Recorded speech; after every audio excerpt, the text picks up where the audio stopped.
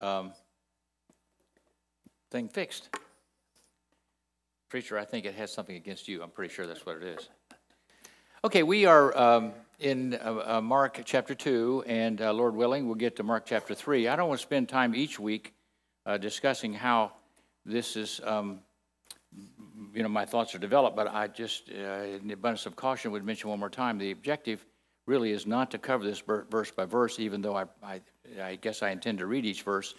But as I've done this, and in preparation, I have identified some points in there that seem to me warrant some discussion by the group. And also, there's some places that Mark says it a little differently. There's some places than the other two synoptic gospels and so forth, and I try to point those out as well. I'm just going to say this. I may say this more than once, but if you see something in there that you think, I wonder why he missed that, which we've had a couple times. There's something here. Well, we'll go back and talk about it. You just trot that little sucker out there. And you can always look at it in advance because generally you'll know where we're going. We're gonna begin tonight in the 13th verse of the second chapter because we generally, I think, covered the first 12 verses last week. In any event, here we go. And he, speaking of Jesus, went forth again by the seaside, and all the multitude resorted unto him, and he taught them. And as he passed by, he saw Levi, the son of Alphaeus, sitting at a receipt of custom, and said unto him, follow me. And he arose and followed him. Now, we of course, this is the fifth recorded of the 12 apostles that Jesus called so far in the book of Mark. And as with the other four, we get all 12 of these. These are all referenced. We get all the 12 names, and we may get to them yet tonight. But this is the fifth one. Who is this? Who is this? I don't know of any disciple called Levi. Who is this? This is Matthew. That's who that is. That's Matthew. We find this in another place, of course, that Levi is another name for Matthew, sitting at the seat of custom. What does that mean? He's sitting at the seat of custom. Hello, he's a tax collector. I heard somebody whispering that. He's a tax collector. That's right. So here's what we got. We got Matthew, who's sitting collecting taxes, and Jesus comes by, and I want to tell you something. I guess I cannot tell you for sure that it happened bang, bang, bang. I can't say that. That's the way we read it here. But I can tell you that's not wrong. It could easily have happened that, or we wouldn't read it that way. It wouldn't be here if that wasn't one of certainly one of the possibilities. He sees Matthew, Levi, Matthew, and he says, come follow me. He just gets up and follows him. Now, wouldn't it be something? Wouldn't it be something if when Jesus called people to follow them, they required no more introspection than that? He didn't say, I have to go bury my father. He didn't say, I bought a field and I have to go inspect it, as has happened in other occasions. He got up and followed him. And there's all 12 of the disciples are referenced in the first few chapters of Mark. And you know what, we hear so much about some of them. I guess the one maybe that intrigues me the most, and there'll be plenty of time to meet him and talk about things, I suppose, one day. But it's Matthew. He gave us what he gave us in this first book of the New Testament, the first gospel, gave us so much detail, and we really read very little about him. We get Peter, James, and John. We get a lot. Thomas. We know why we talk about him some. Nathaniel has some other things that brought him up, but we don't hear much about. Well, several of them we don't hear much about, but this old boy. I appreciate that. I wish Thad was here. I just wish Thad was here. We have tax collectors. Probably the only people that lawyers can make fun of are tax collectors and get by with it. So whatever the case, he gets up and follows him. And I appreciate that about Matthew. And whenever I hear that somebody sensed the call, they knew there was a call. Not that they wanted one or they were looking for one or praying for one or that somebody else was praying for them to have a call. But when they knew there was a call, that was it, done. I'm in. And that's what Matthew did. And I just think that's a totally wonderful thing. Verse 15. Stop me anytime. Unless you want to disagree. Okay, Harry, I apologize. Forget it. I save the stop me anytime until I say that again. Just a quick comment. If you were associating yourself with a group or a movement, or a board or something like that, leaders that are power people, these people that have influence, who did Jesus choose? 4 fishers There you go. That's right. That's a good point. Good point, Harry. Fact is, you can interrupt me one more time. You've earned one additional interruption for that one, because that's a pretty good one. So you're right. I was reading about a board today. One of the CEOs and the board did something or whatever, I don't know, and it's exactly so. When people choose folks that are close to them to help them or counsel them, they typically choose the ones that one would expect them to choose, and this is not the way that one might have chose here, but the Lord knew. Obviously he did. Okay, here we go. Okay, Harry's got one free one coming, and the rest of you still have one. Here we go. And it came to pass that as Jesus sat at meat in his house, many publicans and sinners. I'm going to stop right there. Now, there are some folks who've taken that, what I just read to you, and suggested that Jesus owned real property. I mean, look at it. It does sound like that, doesn't it? He set to meat, which meant he was sitting down to eat at his house. That's what it says, his house. Now, you know what? I think there's another reference that it may be. I actually, there was a thought maybe it was in a church or in a synagogue. I think it was probably in a house. I think it was probably in a residence of some kind. But of course, I know there's another verse that says, and Jesus saith unto him, the foxes have holes and the birds of the air have nests, but the Son of Man hath not where to lay his head. So that's in Matthew 8:20. I'm serious. I've read that people believe Jesus had a home. He had a home. He had real property, and he was I don't know, he had assets that he had. I don't see anywhere else in the scripture that suggests that. At his house, where this clearly has to mean. And this is a point which I made, I think, one of the first times when we were having conversations, was that when there are two thoughts that appear to be contradictory, first of all, they're not. Well, let's agree they're both true. I mean, he had no place to lay his head. He had no place to lay his head. And this says he was sitting to eat at his house. Now, this, the only way I can see that this makes the most sense is that there was a place where he regularly went. And of course, that was where, Peter did have a home. And Peter and Andrew apparently had a home where his mother-in-law lived. And we had this last week. So whether that's the same place or not, I don't know. Whether it's the place he stayed or not, I don't know.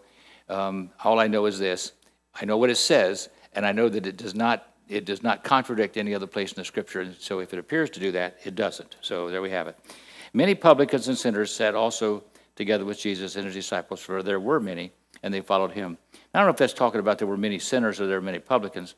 I'm sure, of course, there were tax collectors, but there surely were a lot of sinners. Probably not the only time in history that there have been a lot of sinners. Yes?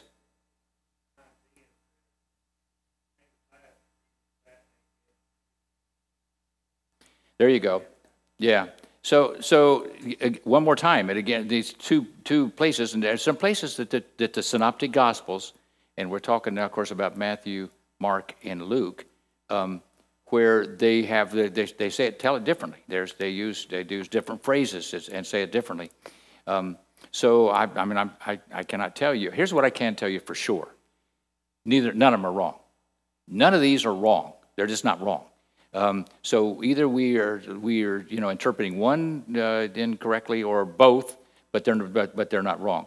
So one more time, I'm not sure why it's described that way in Mark, unless it was a place he regularly went. That was the place that he went. But whatever the case, he's hanging out. He's eating with these. There's many publicans and sinners. And there's a lot of them. Well, you know what? There are probably a lot of, I don't know about tax collectors, but there's probably a lot of those too. But there's certainly a lot of sinners today. Whatever the case, they followed Jesus. They had some reason to do that, and they did. Let's look at the next two verses, and then we're going to stop and talk about this for a minute. And when the scribes and Pharisees saw him eat with publicans and sinners, they said unto his disciples, How is it that he eateth and drinketh with publicans and sinners? When Jesus heard it, he saith unto them, They that are whole have no need of the physician, but they that are sick. I came not to call the righteous, but sinners to repentance. So, here's the thing. He was being criticized for hanging out with ungodly people. He was. He was, people looked at him and said, I want to say, whoa, wait a second. Here he is hanging out, having a meal with these people, and these are not good people. There's not good people. Did you know that people are sometimes criticized for that very thing today? Yes, they are. For hanging out with people that are not spiritual, maybe not believers. Now, there is also this notion that potentially is, there's There's a potential problem with that. I mean that can present some kind of an issue. Now I recognize that if hypothetically that I or someone else, anyone in here, in fact I should not have used myself for example, anyone who's a believer, if somebody's hanging out with people that aren't that would be described this way, publicans and sinners, there is some danger with that. In Proverbs 1, it was a long time ago, we were there, but you recall or not recall, but the very first warning in the whole book of Proverbs starts with Proverbs 10:1. My son, if sinners entice thee, consent thou not. For a total of 6 verses, we're told how much of a problem it can be with hanging out with the wrong kind of people. Now, apparently the first generation of a recipient for this message from Proverbs was the writer's son, but clearly it is, and we recognize, I think, or hope we do, that young people can be particularly vulnerable to peer pressure. But adults can be too. Did you know that? Did you know that adults can be vulnerable to peer pressure as well? The very first warning, be careful who you hang out with. That's in Proverbs. Here was Jesus hanging out with these people. Why was it so right for him? And under some circumstances, it could be so right for any of us to do something similar to this, but also very, very dangerous. Why? What is the, I don't want you, Tom.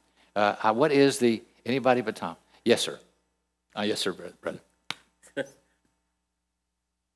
We can flip that around, that, yes, if you allow yourself to be vulnerable to those people, they can lead you. But you must be strong enough in the Lord to lead them.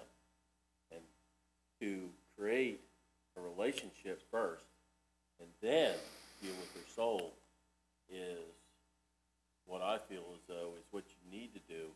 And that's what he was doing, is stepping into their lives and starting that relationship and reaching out, and then he can work on their souls. And as far as the houses go, Jesus owns everything. Okay. All right, okay. Well, I can clearly say I should not have brought up the house. I'm really sorry about his house thing. I saw his house there, and it's entirely my bad. Okay, we're gonna stay, if we can, please, with the hanging out with publicans and sinners. And so Tom's view is that he was making connection with them at the meal, and then of course we know what his purpose was. Anybody with another thought on it? Yes, sir. Somebody didn't care enough to speak to you. Where would you be? Great point. Mike says something, you couldn't hear him. If somebody hadn't cared enough to speak to me, where would I be today? And that's exactly so. I'm going to tell you something. I was saved in a church service. This is not really talking about one-on-one evangelism, which is a great way, of course, to evangelize. This is really talking about, I think, we have a believer or believers, sitting down where an opportunity would be for fellowship, for want of a better term, with a substantial number of non-believers. That's really, I think, what the primary point is here. And let me see if we can maybe cut to the chase on this. It was his motive. Why was he there? Why was he there? He was there to evangelize. That's why he was there. And let me just tell you this. You may feel like you're not vulnerable. You may feel like you're invulnerable to peer pressure or to any kind of a notion that when something happens, you might be inclined to be quiet, and thereby some folks might think you agree, or you might even, okay, well, what harm can it do? It's no big deal. Nobody will know. But you may feel like you're invulnerable. But let me just tell you this. I just know that we need to be so careful that we don't ever put ourselves in a position that we can be sucked in or drawn into doing something, saying something, allowing something to happen to which we did not respond, that would be not honoring to the Lord. His motive was, he was there to evangelize. And if that's your position, and Charlie, I hate to heck like to use you for an example, but I can picture this old boy down there with a bunch of bikers. And, you know, as far as I know, if I know Charlie's heart, he went down there to evangelize, for God's sakes. And so you can picture somebody else going down there and things happening, all kind of things happening that maybe would not get any kind of a response, or maybe even, okay, so I'll do a little of that, or I'll laugh at that joke, or I'll do whatever.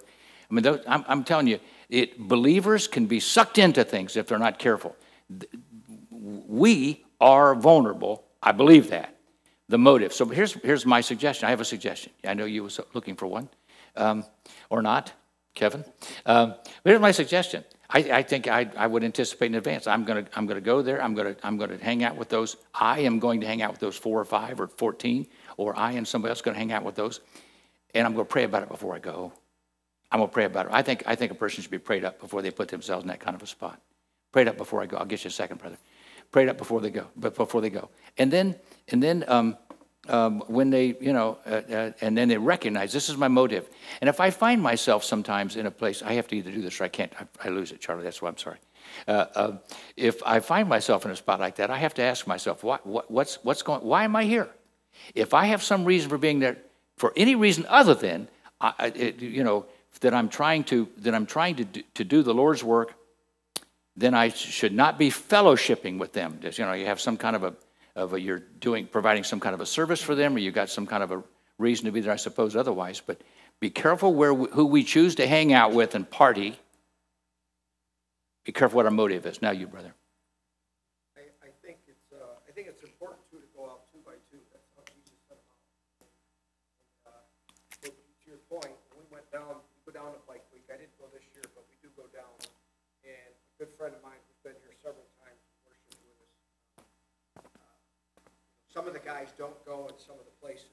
A whole bunch of us, 10, 12, 15 of us that are all in the, they're either pastors or they're just guys that ride and they're riding. But we found ourselves, me and David one day found ourselves going down, at Daytona and getting distracted. We stopped right there in the middle and we looked at each other and we were like, what are we doing? We got so excited about getting out and sharing that we left the house without being prayed up. So we stopped right there, put our hands on each other's shoulders and prayed up.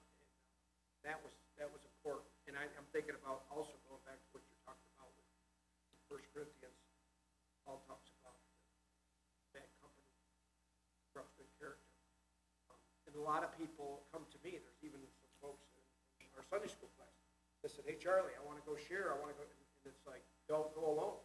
Because if you've got a friend, you've gotten saved, if you've gotten healthy, and now they want to go out and share with their friends. And they're not spiritually strong enough to constantly go do that. And even I can stumble if I go alone. Well, okay. So clearly, the opportunity presents itself, and to the extent that you can, you should plan. I do like the idea of planning and praying up in advance. I don't know. I have found myself for a variety of reasons in places, and I went there maybe to accomplish some kind of a task because I had a responsibility or a thought that I did, and then when I get there and some of that's kind of passed, all of a sudden here I am hanging out, and I'm thinking, okay, why am I still here? Why am I? And I'm gonna tell you something. If I don't have some valid reason, then I need to get out of there unless I'm there to evangelize. I'm just telling you, unless I'm there to try to do what Jesus was doing, I cannot use him as an excuse or for me staying. And besides that, I can get in deep trouble, can't I? So anyway, all right. Best with a thought on that one. Okay, here we go.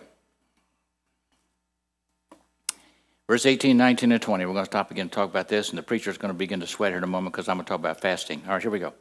And the disciples, I'm going to tell you something, the preacher's going to sweat this evening. I already decided this in advance. I'm going to cause that boy some grief. He got called in on short notice to do the prayer time, and I'll tell you, until 10 o'clock this morning, he also had my section, just so you know. So at least he's avoided some of that, but he may wish I had still called and said, I can't go, preacher, so he could have had it before I'm done. And the disciples of John, verse 18, and the Pharisees used to fast. And let me give you this again, because this could be read differently. In fact, I was talking to somebody earlier today who did read it differently. So let's read this carefully. I read it kind of quickly. And the disciples of John Could we agree that's John the Baptist, John the Southern Baptist, John, and the Pharisees used to fast. And they, who's they? Who's they? Who is they, class? Hello. It looks to me like it's the disciples of John and the Pharisees. That's what it looks like to me. Now, I'm telling you something. We have to be careful with those pronouns and the antecedent. Who's that's referring to? But the verse says, and the disciples of John and of the Pharisees used to fast. And they come to him and say to him, why do the disciples of John and Pharisees, okay, now maybe it is someone else, but whatever, but thy disciples fast not. And Jesus said unto them, can the children of the bridechamber fast while the bridegroom is with them? As long as they have the bridegroom with them, they cannot fast. But the days will come when the bridegroom shall be taken away from them, and then then shall they fast in those days. There we go. All right. Now, here we go. So John's disciples fasted, and the disciples of the Pharisees fasted. But Jesus' disciples did not fast, or at least there was no evidence that they did, because this was why this question was asked. And he didn't say, oh, well, you're wrong, they do fast. No, he didn't say that. He said, why would the children in the bride chamber, fast when the bridegroom is with them, but when the bridegroom is gone, then they're going to fast. Okay, let's discuss this subject of fasting. First of all, when the bridegroom is gone, I'm not sure exactly what that means, but it could mean when Jesus was there, that wasn't necessary for them to fast, and when Jesus was gone from them, then they would fast. That's one of the most obvious, I think, interpretations. That's what I'm looking for. So what about fasting? Let's agree, I think, that fasting is not was an Old Testament practice, and frankly, it was a New Testament practice as well. That people they fasted. Now, the fasting I think that's referenced here is there was a regular time that they fasted. In other words, we're going to fast on Fridays. We're going to fast on Sundays, so they fasted. But of course, the fasting that is used later in the New Testament references generally deals with prayer and fasting, and whether they were fasted for a particular reason. There was some specific motive trigger for their fasting, some special reason for their fasting, but they fasted. Now, I don't know. I don't know how often there's a conversation that we have conversations about fasting. But in church, I don't know. I know I've heard that term in our pulpit on occasion, and I don't know what people feel about that or necessarily feel about fasting, but it's here, and so we're going to take just a couple minutes and talk about it. I'm going to use a couple verses from Mark to develop this thought, and then I'm going to try to make a point, and we'll either agree or we won't agree. But here's what we're going to do. If you go, please, to Mark 3:15, the latter part of the verse. Well, just go to Mark 3:15. I don't know that we'll get to Mark 3:15, and in fact, I'm pretty sure we won't. But we may. In any event, here's what it says. This is after, this is where he names the 12. He names them in Mark 3, and he's in verse 16, and Simon, he's surnamed Peter. That's where he begins this, and he goes through the name of the 12. But let's go back to 14, and it says, Jesus, ordained 12, that these 12 should be with him, and that he might send them forth to preach, and to have power to heal sicknesses, and to cast out devils. So he gave the 12 power to cast out devils. Are we together, class? He gave the 12 power to cast out devils. But in Mark chapter 9, I'll get it in just a second, we find, I'll get it in just a moment because I'm going to get Mark chapter 9. Here we go, verse 29. This was a time, and you'll recall, and this is in a couple of the other Gospels as well, but Mark chapter 9, verse 29, and here's what he said. What happened was Jesus came up, that his disciples were apparently doing what they did, preaching and casting out devils. And Jesus came up on a group, and there was a bunch of people around him, and everybody was all kind of excited. He said, what's going on? What's the issue? And it turns out that there was a young boy who had a devil, a demon, a deaf and dumb demon within him, who also gave him fits from time to time. And the disciples tried to cast this devil out, and they couldn't. You remember the story? Several of you remember the story. I see several people nodding. It happened there. Mark talks about it some in 9, and we'll get to chapter 9 with that at some point, but I'm going to make a point about the fasting. I'll make a point about the fasting. Does anybody know what point I'm going to make about the fasting? Anybody remember what the Bible says? I guess I see some smiles. Some people apparently do. We got some folks who just don't want to say much. But the smiles tell me, they speak to me, and thank you for smiling. Because I want to tell you what Jesus said. Here's what he said. He said unto them, this kind came forth by nothing but prayer and fasting.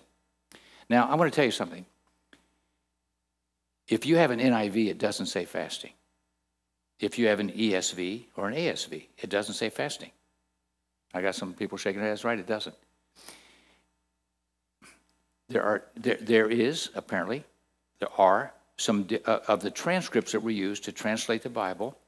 Some of the versions use some of the basic ones, and they also use some others. 21, including KJV, New King James, and Holman, which is one of our favorites, have and fasting. 18 others do as well. So there's 21 translations that you have and fasting at the end of there, and there's several others who do not, who somehow did not use the texts that include the term in fasting.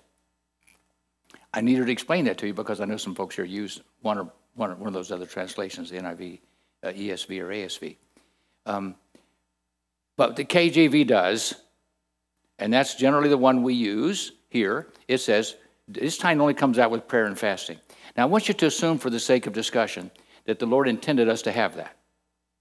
For the purpose of this conversation, I would like us to assume that the Lord intended for this to say what it says, and that there is a kind. There was something. They had the power to cast out devils, but there was a kind. There was a point at which it required something special.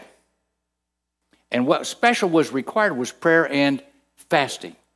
Now, if this is if we're supposed to get something from this, here's what I think it would be. That there may be occasions when we may be able to for whatever reason, be able to deal with a series of situations that come along, and all of a sudden we come up against one that seems intractable. We just can't get this one solved. This one we just can't resolve in the same manner with other things that can be done. And I will tell you this, according to this verse, there are special things that can happen if a person is willing to do what this says. They could have, according to Jesus, have done this had they been willing to pray, had they known and been willing to pray and fast. And you know what? That's what it says. All right, that's pretty much what it says. That there are some things that can be accomplished with prayer and fasting that could not be accomplished without it. That's what it says. That's what it says. Now, I'm okay if we have somebody with another view. Harry's still got a free one coming. Oh, Harry's got that little card. He's playing that sucker out here. I'll tell you, it always makes me nervous when Harry's up here because he hands out candy, for God's sakes. I mean, that just ruins the curve for everybody. You know what I'm saying? I just hate that. So I'm okay. Somebody want to talk about fasting or not talk about fasting? I'm all right. I want to just tell you something. Until you have done every single thing that you can, which I clearly include, in this case includes that. I don't know that we've done all that we can. That's really what I think we can get from that and hold on to that. Prayer and fasting, that's not nothing. It is not nothing. It's not. So the fact is that they didn't need to, that the disciples, his disciples, the only ones we're told that they didn't have a reason to be fasting was his disciples. He didn't tell them to us. He didn't say, you people don't need to fast. Why would you be fasting? In fact, his disciples needed to fast, even though they were specifically given the power to do this, but they also needed to fast. Hello, prayer and fasting. Okay, there we have it. Anybody? Okay, thank you. Larry, go ahead. Get on my fasting, buddy.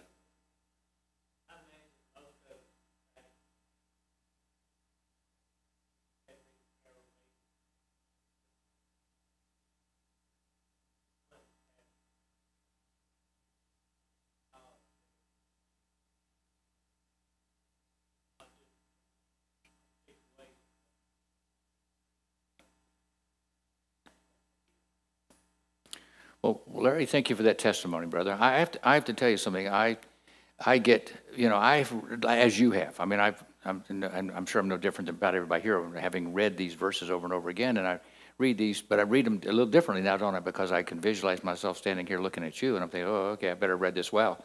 But so I look at this, and I see these things, and I'm convicted, and I think, you know what? I've struggled with things sometimes, so many times I've struggled with things, and here's one clearly. I was having a conversation earlier about this as well, and I don't know. People fast for a variety of reasons, and for different lengths of time. I've never heard anybody fast more than a day or 2 days, I guess, maybe 3. I don't know, but whatever the case, when you, I'm sorry, it's not a very comfortable thing. If you just visualize yourself, if you didn't eat anything after you get home tonight, tomorrow about 2 o'clock, it'd be pretty uncomfortable. And among the things that happen when you're that uncomfortable is, I guess you think about why am I miserable? I mean, I'm miserable. I'm miserable. Well, I'm miserable because I choose to be miserable because there's something I need to be doing or something on which I need to focus, and so it would bring our attention to those things that are important. And Larry, bless your heart for sharing that with us. I'm nothing that you said surprises me, and not just on a particular instance, but there's something about this, according to the Scripture, that I think is neglected. That I think that believers neglect sometimes to our detriment. Anyone else? Anyone else? You got a free one too, Larry. So these free ones. This is something. All right, here we go. Well, I know that you're going to find this hard to believe, but we're going to 2 verses, and we're going to talk some more. So verse 21, no man who's also seweth a piece of a new cloth into an old garment, else the new piece that fitted it up taketh away from the old, and the rent is made worse. Just reading that's a little awkward, isn't it? I mean, it's a little hard to understand what that's talking about. I'm sure you probably know what it is, but we'll talk about it after to get the next verse, which says something similar. And no man putteth new wine into old bottles, else the new wine doth burst the bottles. The wine is spilled, and the bottles will be marred, but new wine must be put into new bottles. What on earth is the point of these 2 verses? I mean, I guess if you're a seamstress or you're, a winery, whatever, maybe. But what do those say to us? Hello, they say something pretty important. You must die to the old and be the new man. Must die to the old and be the new man. Okay, I'm certainly not going to disagree with that. What is there something here? How about this? Can it mean that one cannot reform without a new birth? In other words, adding some religion to a non-regenerated life doesn't get it done. Doesn't get it done. To change the die to the old man to the new, I'm good with the way Tom put it. But here's what happens, and I know this happens. People think if I can just be religious, or I do some religious things, and there are certainly some groups who teach that, then that's sufficient. But this clearly, the point here is in these verses, and I just think it's a very profound truth, but not one that's difficult for Baptists to understand or accept. But it's an important truth, and that is, just adding good stuff to an old person does not get it done. Doesn't get it done. No. Got to start with regeneration, and then the new life, the new way of living, can be realized in a way that's meaningful and that has eternal impact. Probably says something like that. Anybody with a thought on that? Anybody with I'm okay. Sometimes we get a lot of it, don't we? And sometimes we get less. All right. There's some chance that I'm going to let you out a few minutes early tonight. When I say that in one of my classes at school, the students immediately get quiet and they wait for the next shoe to drop and for me to tell them what it's going to take to get done early. And I don't, I'm looking at my watch and I'm looking at, there is some chance we'll finish in just a few minutes, just because. Okay, here we go. Now, I promise you this: if we don't get something on this next subject, then we need to get it together, because we're going to go over to the Sabbath. Now we're on the Sabbath, and we're going to park on the Sabbath, and the preacher is going to begin to sweat because he thinks we want him here on Saturday morning, first thing preaching. And here we go. And it came to pass that Jesus, went through the cornfields on the Sabbath day, and his disciples began as they went to pluck the ears of corn. Excuse me. And the Pharisees said unto him, Jesus, behold, why do they, talking about the disciples, on the Sabbath day that which is not lawful? And he said unto them, have you never read what David did when he had need and was in an hungered, he and they that were with him? How he went into the house of God in the days of Abiathar the high priest, and did eat the showbread, which is not lawful to eat but for the priests, and also gave to them which were with him. And he said unto them, the Sabbath was not made for man, was made for man, and not man for the Sabbath. Therefore the Son of Man is Lord also of the Sabbath. Now, here's my question. There are, for those of you taking notes, 10 commandments. Pretty sure. There's the fourth one. Not that it matters, but there is more ink, more explanation, more discussion on the fourth commandment, the Sabbath, than on any of them except the graven image. The graven image got more on it than this, but the other 8, this has more. What does that mean? It means it has more. That's all it means. But I understand. I get it. I am not a Seventh-day Baptist. When we were in Michigan, we were involved in a Christian school in Michigan, and there was a Seventh-day Baptist basketball player. He was good. Oh, he was good. But he wouldn't play on Friday nights. He wouldn't play on Friday nights. Wasn't allowed to play. Folks wouldn't let him. And any tournament on Saturday, if it started before Sunday, he couldn't play. Seventh-day Baptist. As far as I know, everything else that we believed, he believed. I mean, I didn't press that. I mean, Seventh-day Baptist. Of course, there's a large group of Seventh-day people. I'm not pushing the seventh day. I am, however, concerned. I'm concerned about this. This, I think, is the only commandment of the 10 that we have sort of finessed into nothing. It's like it's not there. Let me read it to you. Remember the Sabbath day. This is Exodus 20, verse 8. To keep it holy. 6 days shalt thou labor and do all thy work. Seventh day is Sabbath of the Lord thy God. And it thou shalt not do any work, thou, nor thy son, nor thy daughter, nor thy manservant, nor thy maidservant, nor thy cattle, nor the stranger that is within thy gates. For in 6 days the Lord made heaven and earth, and the sea, and all that in them is, and rested on the seventh day. Wherefore the Lord blessed the Sabbath day and hallowed it. Now, I understand we worship on the Lord's day. He was resurrected on the Lord's day. It was on the first day of the week that they gathered together as the Lord, enabled them as they increased. They took their offerings on the first day of the week. So we believe, and I'm perfectly comfortable with the first day of the week. What makes me uncomfortable is, and I will tell you something, I fully expect to get to heaven and find out there were so many things that I was so doggone certain about, and I was not even close. But there are some things that I just be real surprised. I'll be real surprised if there was ever a point in time when the Lord said, you remember what I said about 6 days working and the seventh not? I don't mean that. I don't mean that anymore. Now that went away sometime, someday, some point that went away. It bothers me. It does. It bothers me that believers often have taken the notion that there was a day that is set aside for the Lord and treated it like any other day. Okay, I went to church for an hour, maybe 2 hours. I'm one of the spiritual ones. I went 3 hours. Check. And in every other respect, it's the same as any other day. It just bothers me. It does. Is there somebody here who can tell me that it should not bother me?